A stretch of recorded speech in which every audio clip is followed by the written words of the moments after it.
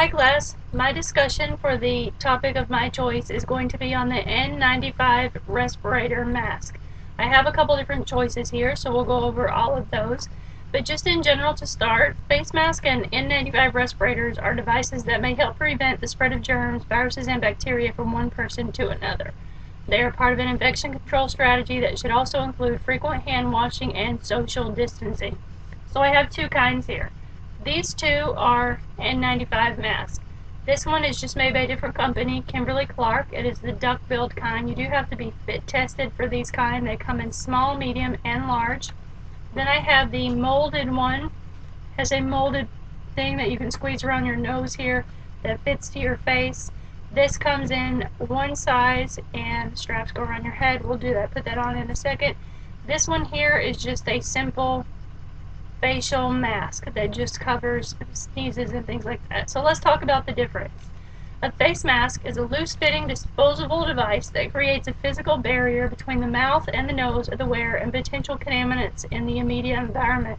If worn properly, a face mask is meant to help block large particle droplets, splashes, sprays that may contain germs, viruses, or bacteria from reaching your mouth and nose. Face masks may also help reduce the exposure of your saliva and respiratory secretions to others.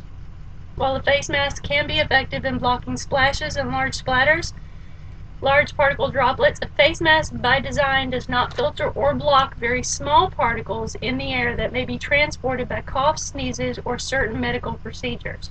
Face masks also do not provide complete protection from germs and other contaminants because of the loose fit between the surface of the face mask and your face.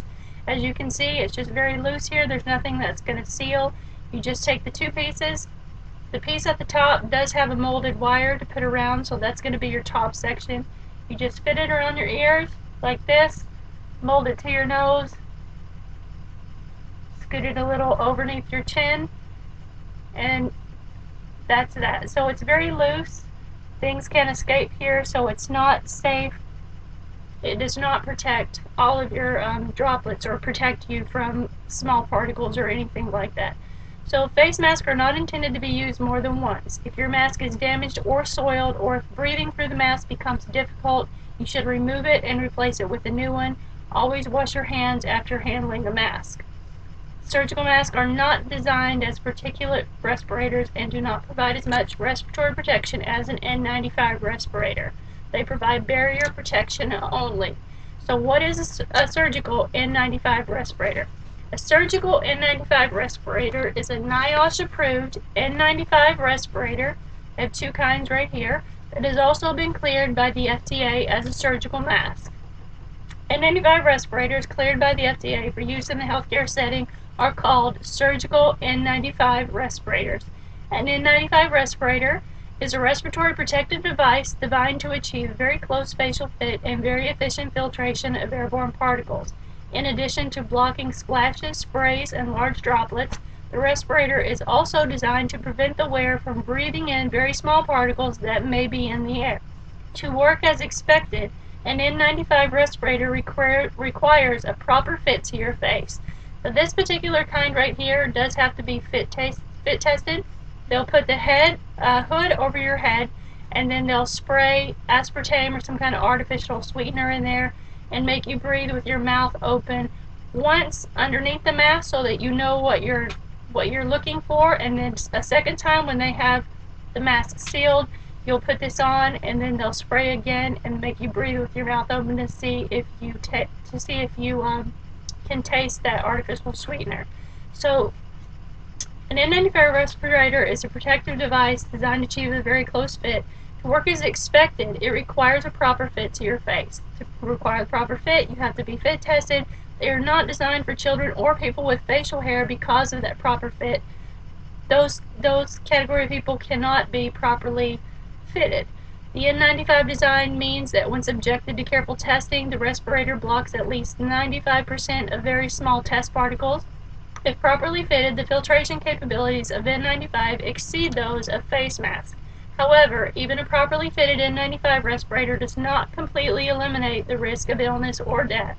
People with chronic respiratory, cardiac, or other medical conditions that make it harder to breathe should check with their healthcare provider before use. All FDA cleared N95 respirators are labeled as single-use disposable devices. If your respirator is damaged or soiled, or if breathing becomes difficult, you should remove the respirator, discard it properly, and replace it with a new one. The recommended way to discard these things are to remove them without touching the outside of the mask, place them inside a plastic bag, and then to dispose of them in the trash. Anything on the outside of the mask is considered contaminated, so when you are donning and doffing the equipment, you are not to touch the outside of the mask. All FDA cleared respiratory respirators are labeled as single use. Used respirators are considered contaminated and ideally should be discarded after each patient encounter. So you should not put these on and wear these from room to room in a hospital. You should not have one that you put on and keep in the truck and use it all day long. If you have a patient that is a droplet precaution patient, this mask should be used and discarded after contact with that patient. Never touch the contaminated part, always wash your hands after. So here's how you properly put these two on. The molded one is easier. On the inside, you see it's got the molded part above your nose. That's obviously the top. This molded kind is made by 3M. So we're going to put it on by the top.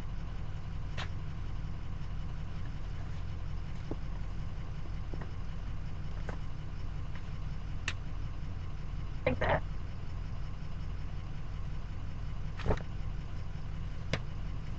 Doffing it without touching it can prove a little difficult. You might get snapped. But as you can see, the top strap is supposed to go in the top of your head here. Same thing with the duck-billed kind. These are made by Kimberly-Clark. This one is actually a small, so it does not properly fit me. So we'll skip putting this on, but you can tell which is the top of this. There's a color side and not color side, but one of them is going to have the metal piece on the inside that you can mold and squeeze around your nose. That happens to be this color part, so this would make this the top. On the inside, you have the two plastic pieces that are going to fit exactly like this one did. You're going to put both of them over the top of your head. One of them goes down low, the other one goes up really high, and you're supposed to make sure you have a proper seal around your face after you bend the metal part around the nose. So that is the proper use of them, how to wear them, how to put them on, and what they are designed for, and how to make use of them. So put them to use, guys. Be safe.